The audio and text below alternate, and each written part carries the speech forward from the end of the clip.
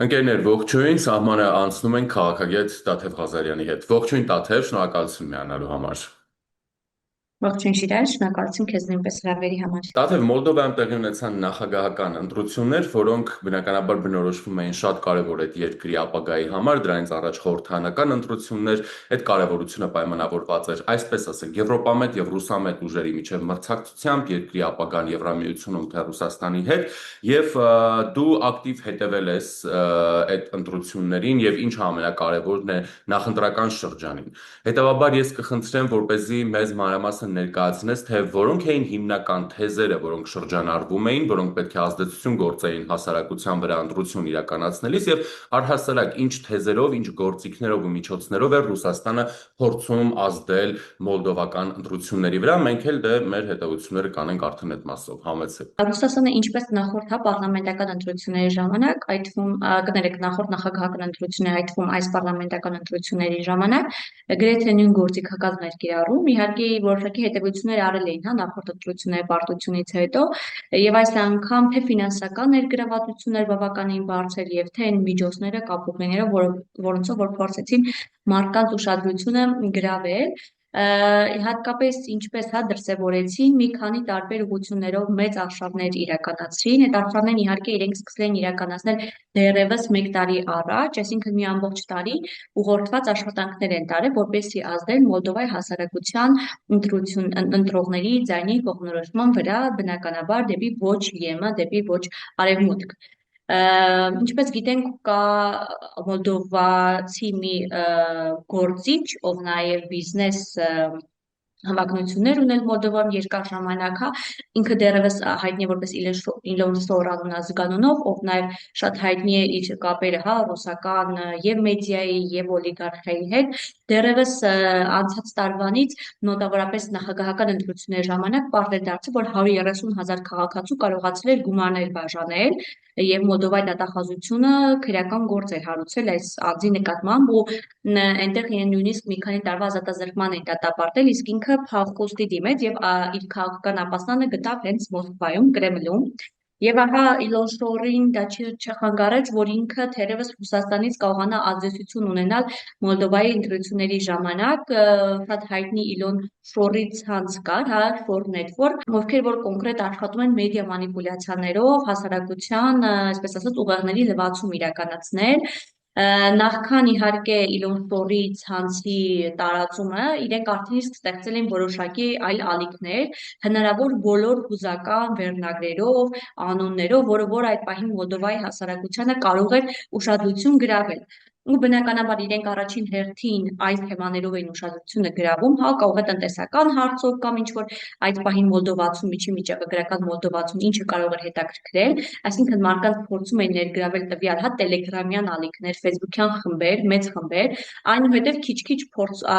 մի քանի որոշ գրառումներ հետո փորձում էին արդեն իրենց մեդիա մանիպուլյացիաներն անել եւ ուղղվածությունը տանում են դեպի քաղաքական ընտրությունները։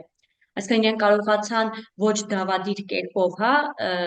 հավաքագրել լսարանի, բայց այնուհետև դավադիր կերպով կարողացան լսարանի վրա ազդեցություն գործել։ Իհարկե ամենալավ հարթակը, որ այս պահին ուսումնասիրել էին եւ պարզվել էր, որ Մոլդովայում TikTok-ը եւ Telegram-ն էր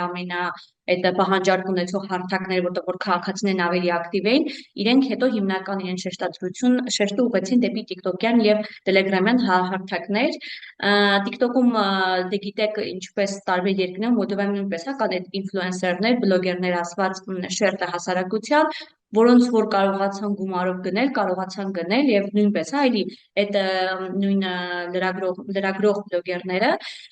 ոչ միայն իրենց առօրյան էին արդեն կիսվում, այլև արդեն կիսվում էին any նյութերով, միևնույն հեշթեգներով, որ ուղարկվում էր շորի ցանցի կողմից, այսինքն երբ որ հետաքնող լրագրողները փորձեցին ուսումնասիրել այդ կապը, Telegram-յան ալիքների, Facebook-յան խմբերի, TikTok-յան լայվերի, լրագրողների հեշթեգները իրեն գրեթե նույնն են, ուղղվածություններն են, որ Եվրոպան առհասարակ ստում է, քայքայում է ընտանեկան արժեքները ու Մոլդովան պետք է Մոլդովայի հասարակությունը պիտի պահպանողականությունը ընտրի, որպեսզի չգնա այդ կեղծ Եվրոպայի թեզերի ներքո ընտրություն կատարի։ Սա շորի ցանցի մասով, մյուսը ավելի Այդ կողմնորոշում ուներ, ինչպես գիտենք, Ռուսաստանում հայտնի կիսառազմական Վագներ խումբը կա, իրենք ավելի այլ գործողությունների դիմեցին, հա,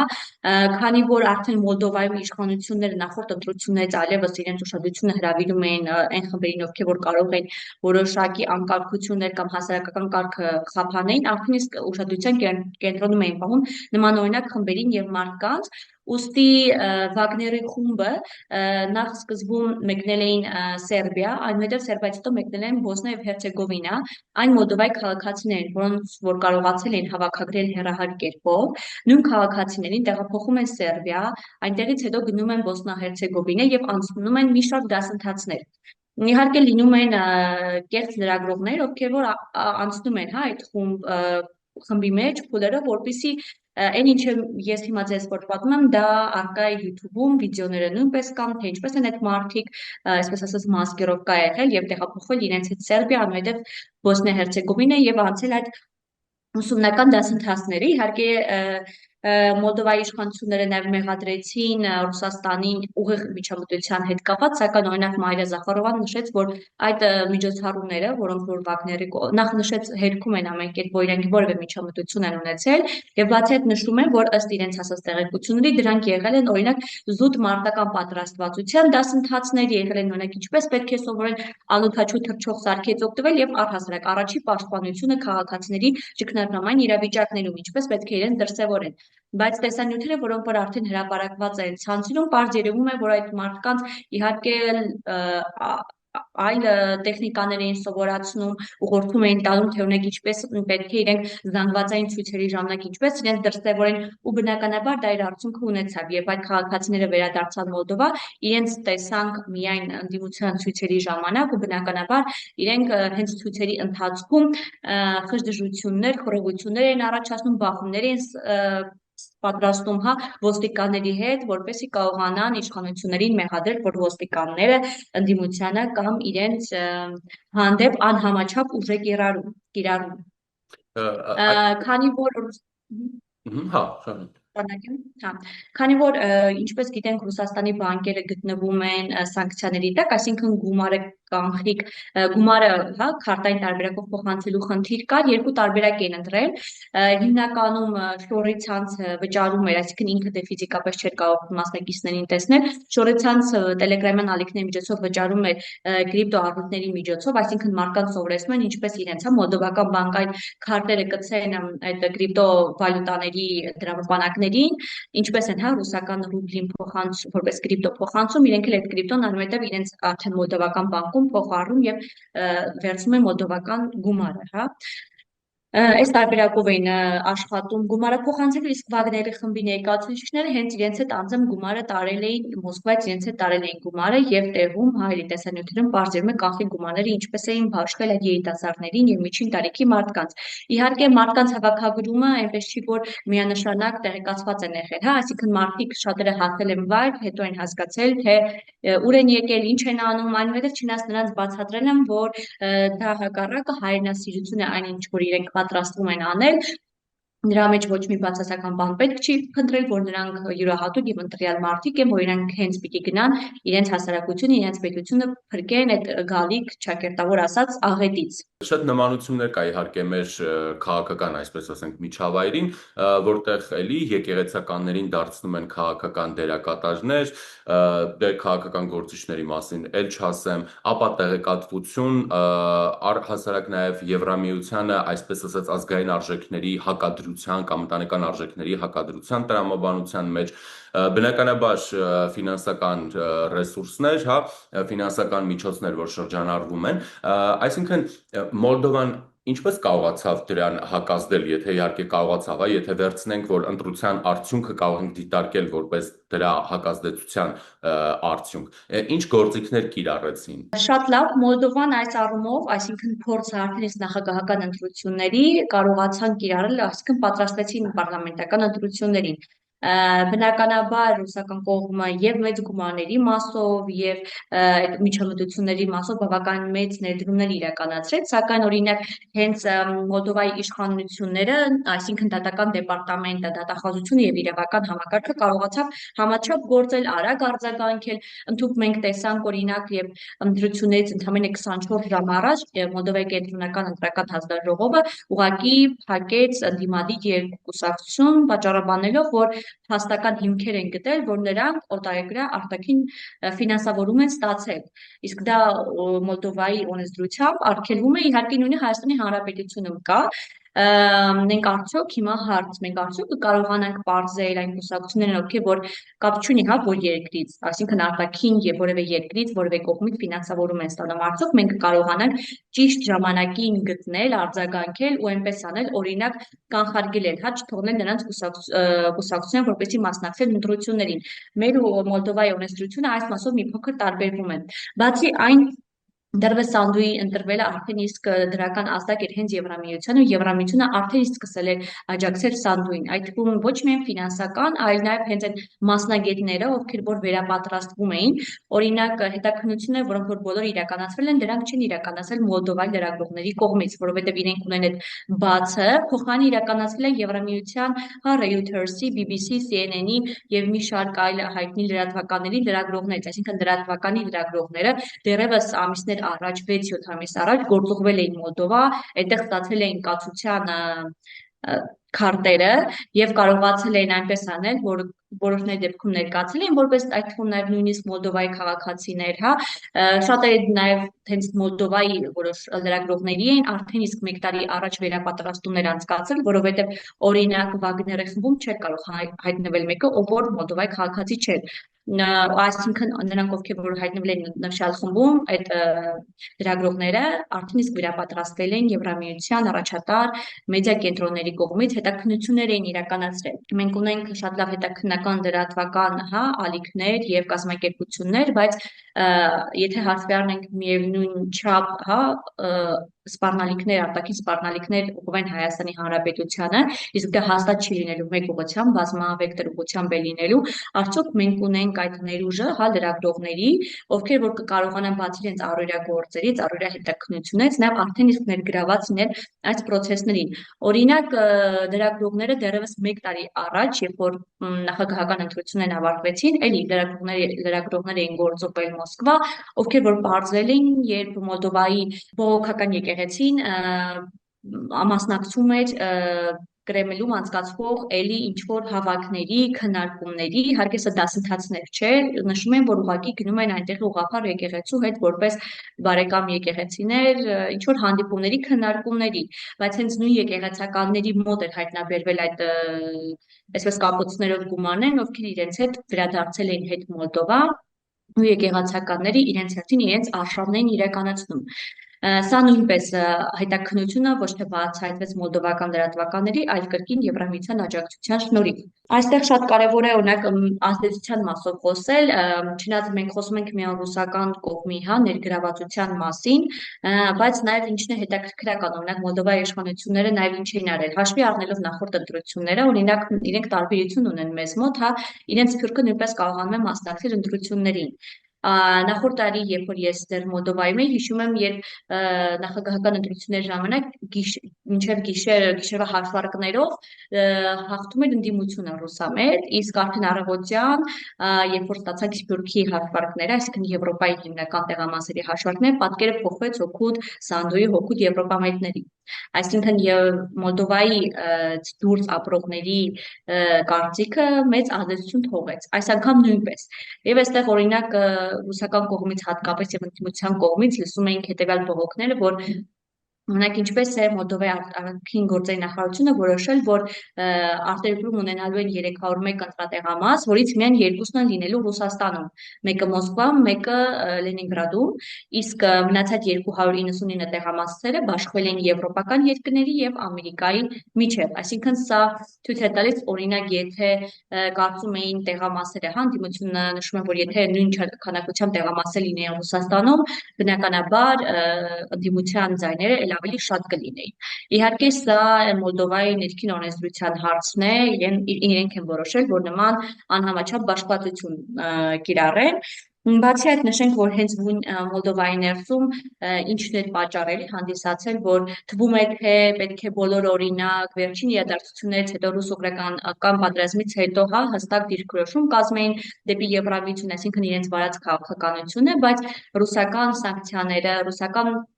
տնտեսական կողմից ճնշումները Մոլդովայի վրա իր հետքը այնուամենայնիվ թողել է